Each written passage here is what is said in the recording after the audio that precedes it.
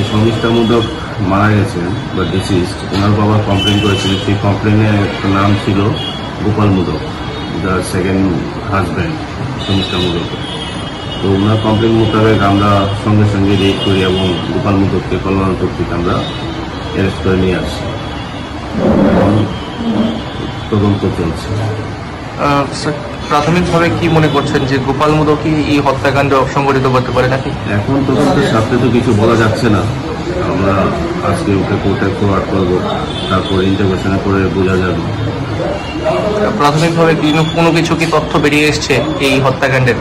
না, আমরা এখন কিছু আমাদের ওয়েট এভিডেন্স আছে আমাদের কাছে, সেগুলো তদন্তের সাথে এখন কিছু বলা যাবে না। পরবর্তী সময়ে আমাদের কিছু রিভিউ হলে আমরা দেখবো, স্বীকার করবো।